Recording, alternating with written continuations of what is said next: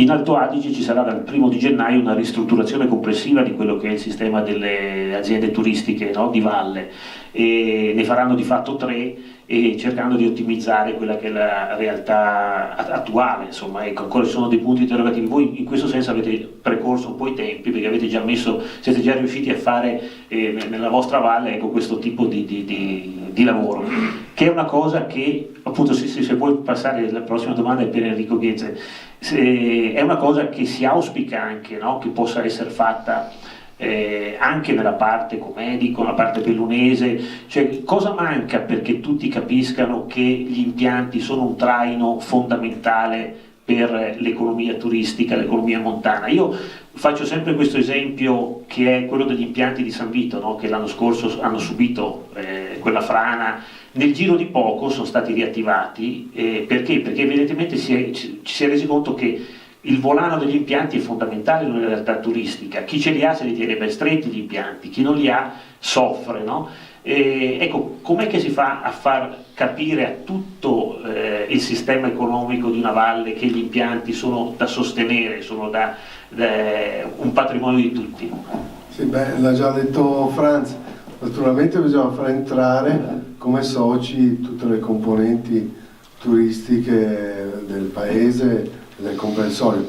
Noi anche in Faloria anni fa l'avevamo fatto facendo entrare per esempio diversi albergatori, che però, a dire la verità, Franz, poi si sono rivelati poco attivi, diciamo, a livello così societario. Avevamo tentato di allargare la base. Comunque l'esempio che ha fatto lui come imprenditore è un esempio fantastico: far entrare qualsiasi persona che vuole mettere i soldi, che sa che una volta messi negli impianti si avrà comunque un successo o un quid per ognuno. Questa è una cosa assolutamente fondamentale. Andare sul marchio Dry-Zin secondo me è stata un'idea geniale, perché cosa c'è di meglio delle Dry-Zin? Cioè è praticamente il monumento delle Dolomiti. Ancora pochi lo sanno, perché noi, detto, anche perché il comune di Abronzo ancora non lo sa che ha le 3 cime. Ma comunque sai, ognuno poi fa un po' quello che può, però a questo livello anche noi abbiamo avuto sempre delle difficoltà. San Vito mi sembra che abbia potuto sì rinnovare immediatamente, rimettere in piedi la struttura attraverso i fondi di Orbi, Blanquer, che sono intervenuti in maniera, diciamo, tempestiva. È sempre un po' difficile, perché tirar fuori dei soldi, sai, è un po' difficile dire a uno dammi dei soldi. Nei consorzi turistici noi ne abbiamo ormai fondati circa 5-6 con diverso nome, anche lì si fondano, si distruggono, si rifondano, si distruggono, proprio secondo anche il regime delle leggi regionali che escono e cambiano. Quindi anche lì abbiamo avuto sempre dei problemi a livello di associazione.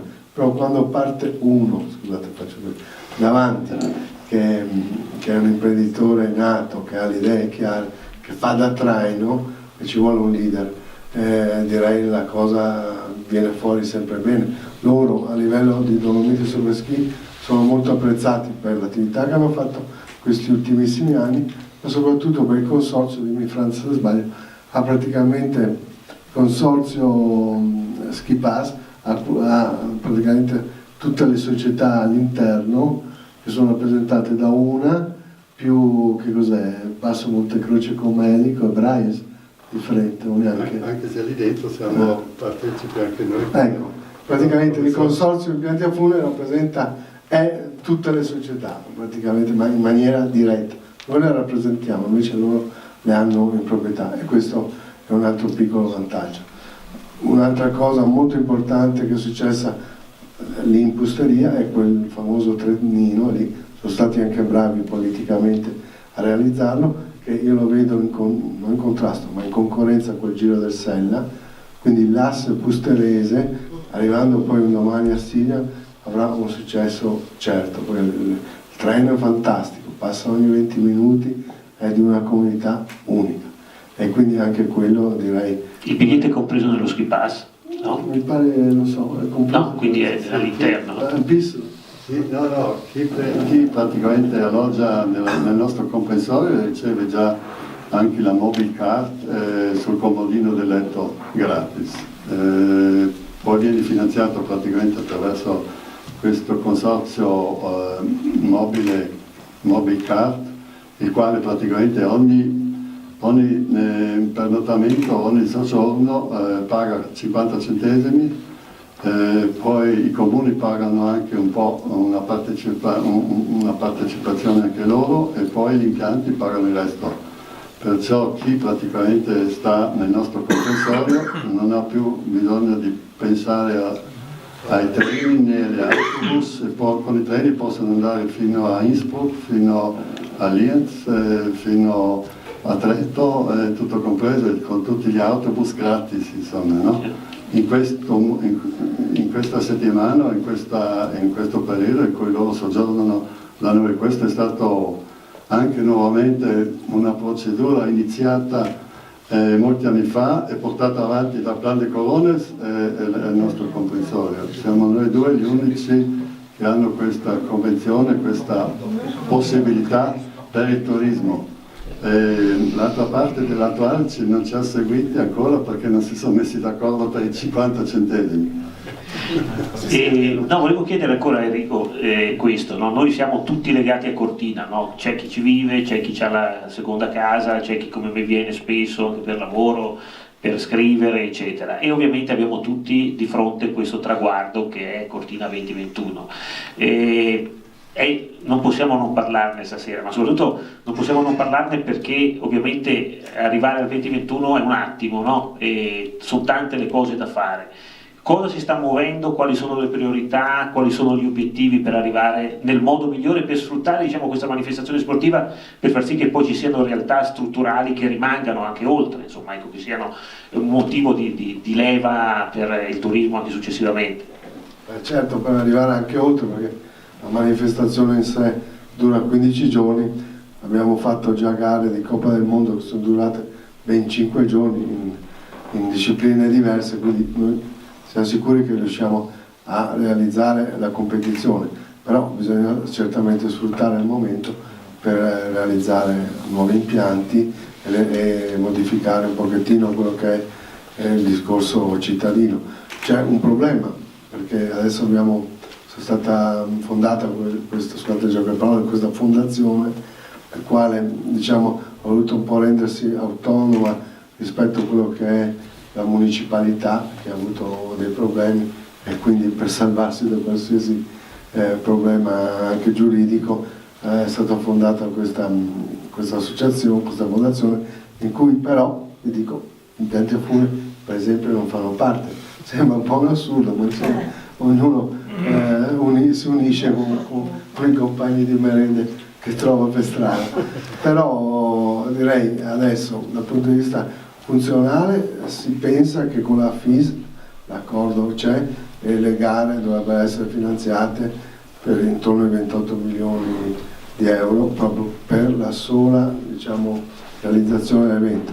Mancano quei 30 milioni di euro che servono per diciamo, la situazione che si viene a creare in Tofana al Teatro delle Gare, che viene chiamato diciamo, realizzazioni imprescindibili per i mondiali. Adesso sono questi 28-30 milioni di euro che non sono ancora stati licenziati a Roma, anche perché aveva avuto problemi non nostri ma di Ryder Cup, che è un'altra cosa, che però ha fatto un impatto violento su quello che è l'opinione pubblica, e quindi questo è il primo step. Poi ci sono altre situazioni che sono state portate tramite un documento proprio dal nostro consorzio Impianti a Fune, appunto impianti e zona di gara imprescindibile dal punto di vista degli investimenti, collegamenti verso il centro del Dolomiti Subeschì, nuove sostituzioni di impianti che hanno bisogno, Pallo Stoniese, Pallo del Faloi, anche di altri, e poi avevamo scritto un quarto punto che era il libro dei sogni, la ferrovia, l'aeroporto, la strada, e quelle naturalmente sfuggono completamente al nostro controllo. Adesso il documento l'abbiamo presentato ancora a giugno, speriamo che venga accolto, ma soprattutto per la parte gara, teatro di gara deve essere finanziato, perché non si può pensare di fare i mondiali senza soldi, qualche soldino si dovrà trovare, però avete visto il governo sale e scende e quindi non abbiamo mai l'interlocutore giusto. Non solo, il presidente Donadon sarà lui che si dovrà fare poi portatore di interessi, perché è lui ormai che ha in mano il pallino. Questo.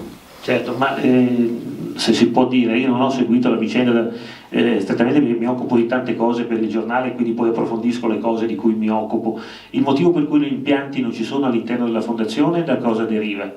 Vabbè, quello è inspiegabile. Noi abbiamo seguito, sembra, 4 candidature anche come sponsor, perché tutte le volte siamo candidati da Città del Capo in poi, siamo stati anche diciamo sponsor proprio della candidatura. Poi a un certo momento è cambiato un po' il mondo anche a livello politico, quindi locale, e siamo stati, diciamo, esclusi. Noi avevamo presentato anche un progetto all'epoca che si chiamava Cortina Sim, dove c'era un progetto completo di innovazione di Cortina, dai parcheggi alla viabilità urbana, per poi partire verso gli impianti, e non è stato recepito. Da quando abbiamo presentato quel progetto là non siamo più stati chiamati, ma forse era un progetto un po' troppo avanti. Sì, ma gli altri però se ne sono andati, noi siamo ancora qua. Ma senti, ma questi progetti, questi sogni nel cassetto di cui parlavi, no? Perché poi c'è la gara e poi ci sono tutte queste cose che potrebbero in qualche maniera essere messe se non altro in cantiere per migliorare quella che poi è la viabilità, eccetera eccetera. Questi sono già stati accantonati, cioè sono sogni che sono già andati in frantumi, o c'è ancora un'opinione pubblica qui a Cortina che punta su queste cose? C'è qualche forza a livello politico, sociale, di gruppi che in qualche maniera mira in alto, insomma, ecco, anche da questo punto di vista? No, nella verità ci sono solo debolezze, forse non l'ho vista ancora in campo, però mi tira un po' su morale Franz, perché anche lui è caduto nella rete del Veneto e volendo collegare giustamente Padova con gli stessi fondi, fondo Brancher come noi, sta faticando, e quindi voglio dire, mi tira un po' su morale, perché dico, Martina ci ha aiutato molto perché è riuscito nonostante tutto a far approvare la variante urbanistica, e quindi dal punto di vista così del percorso siamo a posto, però ci sarà ancora un po' di strada. Giorgio, sentivo, hai preso nota che ci sono impianti da fare qua a Cortina, non ci scappa niente. Stai già progettando, insomma, stai già... No, purtroppo non stiamo progettando, ma sappiamo che ci sono questi progetti da tanti anni. Ci sono anche i soldi apparentemente, perché sono dei fondi finanziati, quelli appunto un po' di Brancher, sia per Padola sia per il collegamento 5 Torri. Purtroppo i tempi secondo me non sono compatibili con i programmi degli imprenditori, no? Perché dover fare un impianto e dover aspettare 5, 6, 7 anni, generalmente il mondo cambia in questi anni, no? Per cui magari qualcosa che avevi progettato che aveva un senso 5-6 anni fa, oggi magari lo faresti diverso. Per cui queste secondo me sono le grosse difficoltà. Cortina, che abbia preso i mondiali è una cosa bellissima, abbiamo tifato tutti per Cortina 2021, si è riuscito a raggiungere questo risultato importantissimo secondo me a livello anche nazionale, e purtroppo, come forse si era già visto anche nel tempo dei mondiali di Bormio e di Santa Cristina, c'è un grande entusiasmo quando si deve cercare di portare a casa questa manifestazione. Poi una volta che si è portata a casa sembra che tutti quanti si dimentichino che poi deve essere anche realizzata e con una qualità che non può avere dei dubbi, insomma. Per cui io veramente ho tanta fiducia che si arrivi al 2021 con tutti i progetti, magari non tutti quelli del sogno nel cassetto, perché probabilmente quello sarà impossibile, però almeno i progetti più importanti, quelli che farebbero sicuramente bene a Cortina, anche perché Cortina è un posto eccezionale, bellissimo, famosissimo, però forse tra le località sciistiche, almeno dell'arco alpino, è quella che, adesso non vorrei offendere nessuno, ma almeno dal punto di vista degli impianti a fune è quella che ha investito di meno negli ultimi anni, per cui ci sarebbe veramente necessità anche di far combaciare il nome, la bellezza anche con la qualità poi degli impianti. capisco, non offenderti, io compro però dopo il mai. è quello già segnato, non ci siamo pregati. a parte gli scherzi, per cui io dico siamo riusciti a portare a casa questa manifestazione, vogliamo tutti quanti che sia qualcosa di eccezionale, noi italiani riusciamo sempre all'ultimo a salvare, sarebbe bello una volta ogni tanto riuscire ad arrivare anche con un po' di calma esatto, a finire i lavori finiti per bene con tutto quello che serve per dare una qualità, insomma. Senti, altre due domande veloci. Ci hanno portato 2 settimane fa con Dolomiti Superski, ogni anno fanno il viaggio stampa, ci hanno portato a provare la Gran Paradiso 8 posti riscaldata, no? Che è la grande novità, insomma, no?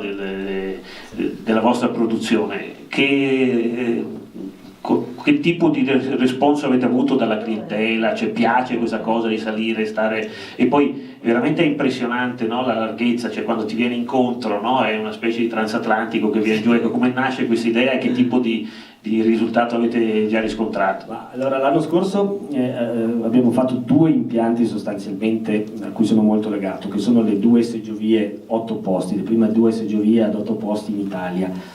In Austria e in Svizzera ci sono già degli impianti con queste caratteristiche, l'Italia una volta stranamente, perché di solito gli italiani sono sempre molto innovativi, soprattutto nel campo funivionario, una volta tanto siamo arrivati un po' dopo. Comunque sono stati fatti questi 2 impianti, uno dei 2 è appunto quello del Gran Paradiso in Val Gardena, una bellissima seggiovia che ha avuto un successo strepitoso. Tra l'altro lì è stata proprio una scelta anche di marketing, quella del cliente, di prendere un impianto ad 8 posti, perché dal punto di vista della portata oraria sarebbe bastato anche un impianto con una seggiola più piccola, quindi una 6 posti o addirittura anche una quadriposto. Però loro volevano fare qualcosa di particolare proprio perché oggi come oggi la comunicazione è fondamentale. La seggiovia lì è caratterizzata anche dal riscaldamento dei sedili, anche questa non è una novità assoluta, nel senso che in Austria si usano le seggiovie riscaldate già da 10 anni, abbiamo qualche impianto anche in Italia con il riscaldamento dei sedili, e questa qua è stata una cosa fortemente voluta dal cliente proprio perché la tendenza è quella di avere oggi dei veicoli sempre molto confortevoli e anche dal design accattivante, perché ci si è resi conto che poi l'utente finale sostanzialmente di tutta quella tecnologia, di tutti quegli schemi elettrici, quello che effettivamente vede e può apprezzare è il veicolo, per cui l'obiettivo per il futuro, comunque la tendenza è quella di avere dei veicoli molto comodi, riscaldamento, sedili in pelle ergonomici, cupole colorate che ti riparano dal sole nel caso in cui sei abbagliato, e allo stesso tempo anche un design molto, molto importante che possa essere rivenduto anche. E l'altra cosa che ti volevo chiedere è questa: voi avete acquisito una partecipazione in una startup che così prevede, no? Ipotizza, progetta di poter sparare neve anche con temperature positive, più 15 addirittura si arriva, no? Quello che perlomeno io quando ho scritto il pezzo questo era il dato significativo. Ecco, quindi state investendo parecchio anche su questo, poi voi in questo campo avete Tecnoalpin, che insomma è un concorrente molto forte, insomma, voi avete la De Maclenco, giusto? Sì. Ecco, puntate su questo aspetto, perché noi per esempio abbiamo avuto un'inversione termica, no? Io partivo da casa mia a Campolongo di Cadore -9, arrivavo a Padola che sono 1400 metri, avevo -5, arrivavo a 2000 metri su al Colla Tenda 0, no? Ecco, quindi che tipo di... Beh, come detto, allora noi all'interno dei nostri prodotti abbiamo tutto per l'esercente funiviario, dall'impianto all'inevamento. L'inevamento secondo me negli ultimi anni, sicuramente almeno nelle ultime 3 stagioni, ha dimostrato di essere fondamentale, forse più importante addirittura degli impianti stessi. Se pensiamo solo che la prima devicata che possa essere definita tale è arrivata a fine gennaio e primi di febbraio, soltanto 20 anni fa sarebbe stata una stagione disastrosa, cioè un crollo totale per tutto il settore, non solo per gli impiantisti ma per gli albergatori, tutti quelli che vivono del turismo, per cui oggi non si discute neanche, bisogna avere un innevamento artificiale funzionante, efficiente, anche a quote elevate dove prima si supponeva non fosse necessario. E da questo punto di vista noi investiamo costantemente anche nella ricerca e nello sviluppo. Come gruppo investiamo circa 20 milioni l'anno in ricerca e sviluppo. Un anno fa circa questa startup, che ha sede tra l'altro a Trento, ci ha presentato la loro idea, che sarebbe quella appunto di fare una macchina, chiamiamola così, per produrre neve artificiale, neve programmata, anche a temperature maggiori dello zero. Sui 15 gradi mi sembra un po' tanto, però vediamo, gli ingegneri sono bravi a esagerare. No, per cui ci è stata proposta questa idea, che abbiamo trovato molto interessante. Sicuramente questi giovani ingegneri hanno bisogno anche di un supporto per quello che riguarda soprattutto l'industrializzazione, perché un conto è l'idea, un conto è far sì che questo oggetto riesca ad essere prodotto in serie, seppur piccola, e riesca ad avere un successo sul mercato. Quindi la nostra parte in questo momento qua è quella di supportarli proprio per far sì che la loro idea si riesca a realizzare in grandi numeri. Ecco, io faccio l'ultima domanda, poi lascio la parola al pubblico, perché senz'altro ci saranno delle cose che interessano. Una settimana fa, pochi giorni in più, avevamo qui due discesisti, abbiamo presentato un libro che si chiama La valanga azzurra, e c'era Christian Ghedina, che è di casa, e ho avuto la fortuna di conoscere Herbert Blank. È stato il più giovane discesista al mondo a vincere una gara di Coppa del Mondo, è stato terzo alle Olimpiadi di Innsbruck nel 76, e fra le altre cose è arrivato dopo Klammer e Russi, e lui ha detto è giusto così perché erano più bravi di me. Ecco, questo per dire l'atleta. Ma la cosa che mi ha colpito molto è che quando lui ha vinto la prima gara in Coppa del Mondo erano i primi tempi in cui c'era lo scarpone in plastica. Gli ha dato questo scarpone in plastica, quindi era la grande innovazione, però gli ha dato uno scarpone numero 43 e lui al 41. Ha vinto la gara con 3 calzettoni, che ci ha messo 3 calzettoni per protestare in questo. Allora lo spunto era per chiedere a Alberto cosa si sta lavorando in questo settore, cioè lo scarpone ha ancora dei margini dal punto di vista dell'innovazione tecnologica, può consentire anche per il normale sciatore, insomma, ecco, cosa si sta facendo, insomma, ecco. Abbiamo sempre la necessità di innovare anche noi, quindi una parte importante dei nostri budget vengono investiti in ricerca e sviluppo. Quindi proprio negli ultimi anni si sta sempre di più puntando alla personalizzazione, quindi cercare di fare degli scarponi che si possono modellare e adattare ai piedi, perché ahimè i piedi sono completamente diversi, non solo tra italiani, ma se cominciamo a vedere i piedi dei giapponesi, i piedi degli americani, i piedi degli europei, sono delle morfologie completamente diverse, e quindi riuscire a trovare dei materiali che siano adattabili, dei materiali che siano termici, sempre più termici, sempre più leggeri, perché si va verso la leggerezza e il calore, e quindi si sta sempre lavorando, e di fatto il nostro gruppo, che con i 2 marchi propone 2 tipologie di prodotto, il marchio Tecnica e il marchio Nordica, diciamo, siamo stati anche ultimamente premiati per queste innovazioni con degli scarponi molto leggeri e molto caldi, sia per il mondo della donna. Abbiamo studiato dei prodotti specifici per la donna che ha delle esigenze particolari, dove soprattutto la parte della caviglia in su ci sono delle morfologie che possono essere molto variabili, quindi da gambe molto strette e fusolate a gambe magari un po' più grosse, e quindi l'opportunità di poter adeguare correttamente il prodotto. Quindi diciamo l'innovazione è fondamentale, e ogni anno presentiamo sempre qualcosa di nuovo. Ecco. Di certo impianti, se si riesce a farli girare più a lungo possibile, no? Si ammortizzano i costi e si recuperano, ecco, gli investimenti fatti. C'è qualcuno che vuole fare qualche domanda? Loro, avete visto, rispondono a 360 gradi a qualsiasi quesito. Dei boxer, qualsiasi cosa. Anzi, più la domanda è difficile, più sono contenti. Agostino Buda del Gazzettino.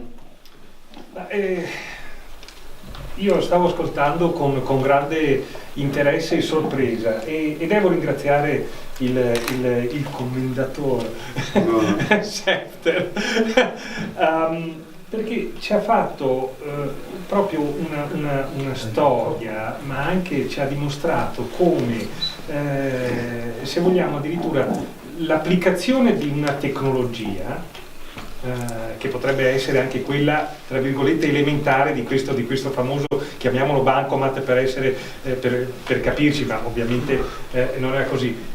Dal 74 ha trasformato, come diceva lei, ha permesso a un intero territorio e alla sua popolazione di sviluppare una nuova economia. Voi, se non vado errato, diceva che eravate marginali fino a un certo periodo. Dopo è esploso questo comprensorio di Monte Elmo, e dopo avete creato, allargando sempre di più e coinvolgendo le popolazioni, e questo fatto di aprire anche ad altre realtà extraprovinciali, parlo della provincia di Bolzano, extraprovinciali, vi permette di essere addirittura ora internazionali. Allora, questa è proprio una case history, secondo me, è un esempio di economia formidabile, e per questo credo che tutti abbiamo da imparare qualche cosa. Cortina, ma anche altre città, non necessariamente resort turistiche, anche grandi città che hanno un afflusso turistico che deve essere, per esempio, gestito, veicolato o conquistato.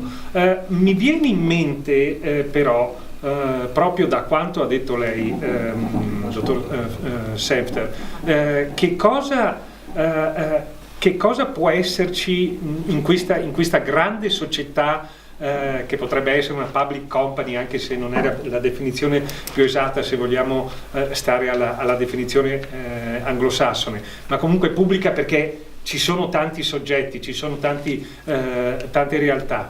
Per esempio, la SAD c'è in questa società, la Dreizinnen? No. No, un attimo.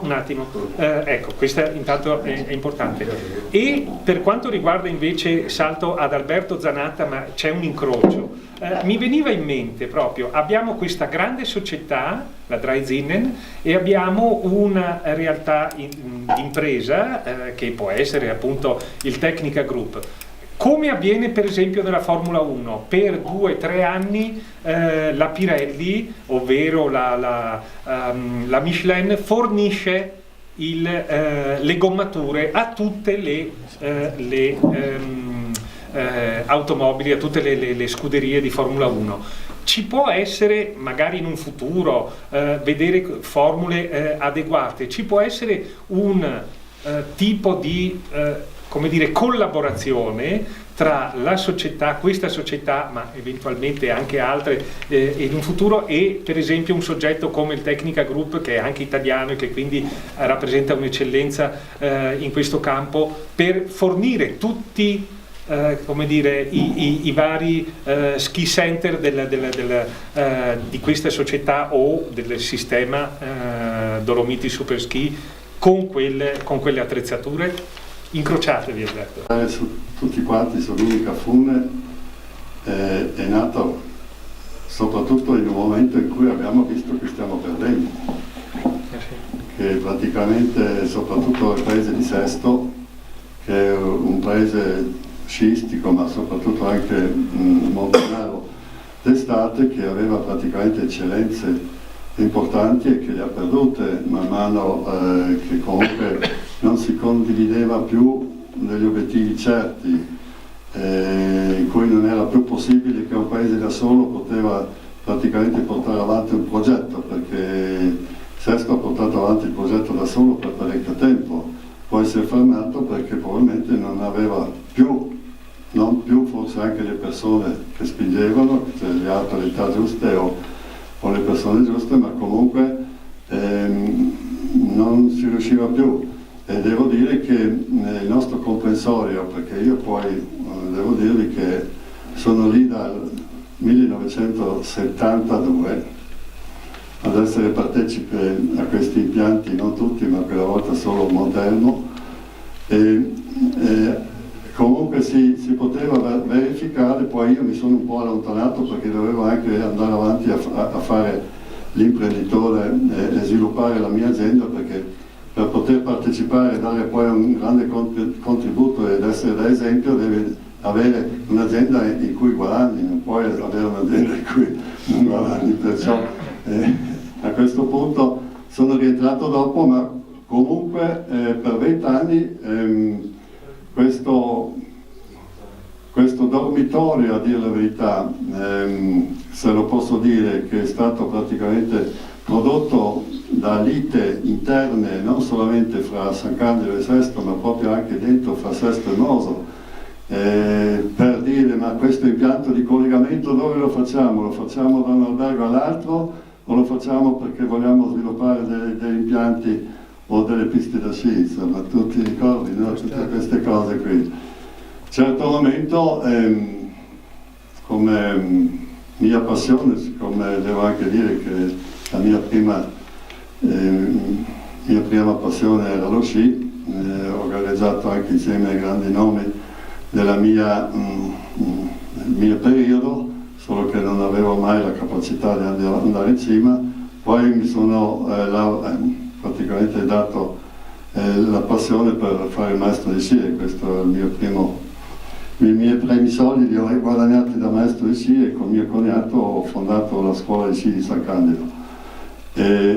Però comunque questa passione poi è ritornata anche e soprattutto quando ho visto che comunque c'era questo richiamo dal popolo, che aveva un fabbisogno di avere una guida.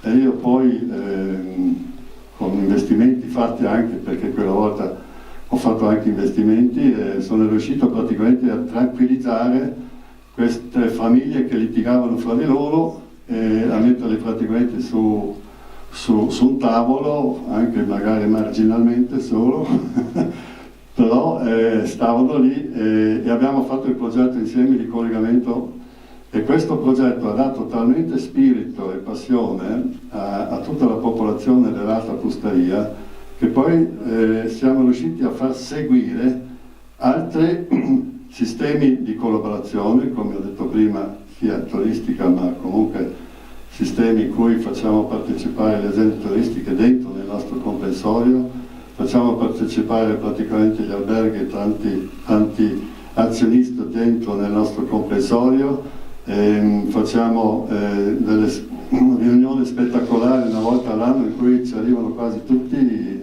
non sappiamo neanche più dove trovare le sale. Comunque però devo dire che la possibilità di collaborare con grandi aziende praticamente del settore, abbiamo iniziato quest'anno per la prima volta con la BMW.